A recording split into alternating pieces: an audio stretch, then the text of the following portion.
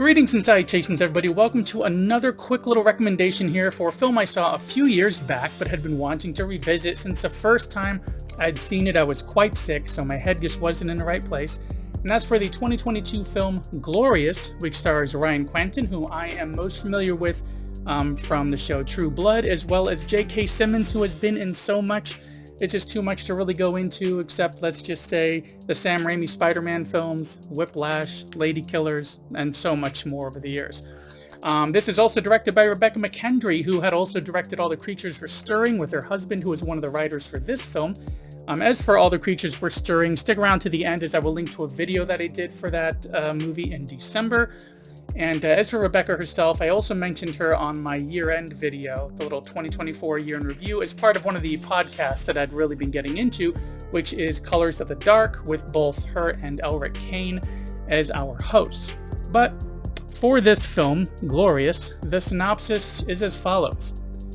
After a breakup, Wes ends up at a remote rest stop. He finds himself locked inside the bathroom with a mysterious figure speaking from an adjacent stall. Soon, Wes realizes he is involved in a situation more terrible than he could imagine.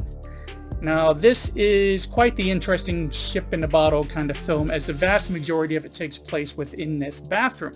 There are moments where we're outside, such as, the beginning when he's getting there, when somebody else shows up to the rest area, and then a lot of flashbacks and explanatory stuff from this creature. But for the most part, it's all right here in this dirty bathroom with J.K. Simmons as a voice coming from that other stall, who is explaining to our lead, Wes, played by Kwanten, that he is a celestial being, a demigod of sorts with a very difficult to pronounce name, that he or it is hiding and needs Wes's help to hide permanently.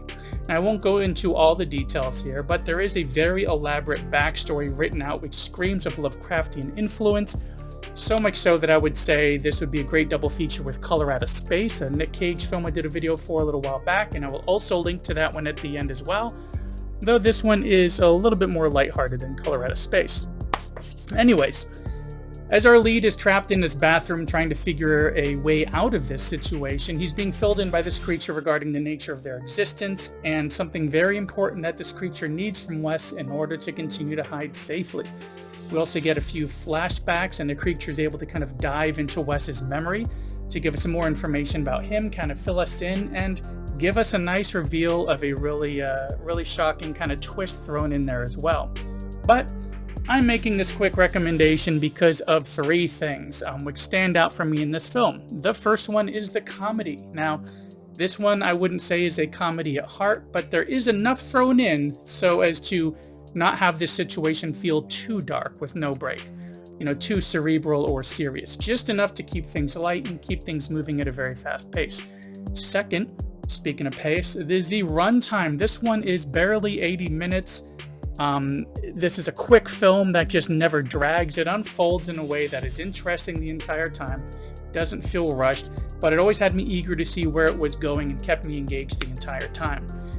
And third, what stands out most, I would say, are the visual effects. Now, we have practical effects in here, of course, as they're really good at selling certain looks, and the overall look for this film in general is also great, but the digital for me is what really sells it.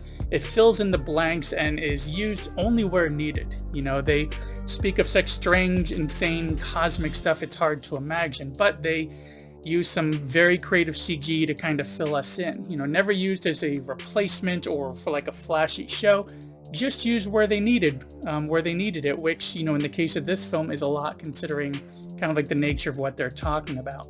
So they really blended those things well to be able to tell this story. So putting all that together, this strange Lovecraftian-inspired cosmic horror with this quick runtime, great performances and visual effects, and those dashes of comedy kind of thrown on top, make this one more than worth checking out. And speaking of checking out, thanks for checking out this latest quick little recommendation here for Glorious from 2022, which at the time of this video is available on Shudder. Like I said, it's a short one, strange, but has that comedy to kind of even out that darkness. And so if it sounds interesting, go ahead and head on over to check it out. Anyways, that's all I have for this entry. If you enjoyed it, please give me a thumbs up. And if not already subscribed, consider subscribing and hitting that little bell icon to get notifications for when I put up new content, which is typically 1 to 3 times a week. I have some links coming up shortly for All the Creatures Are Stirring and Color Out of Space, so thanks for coming by, and I will see you in the next one.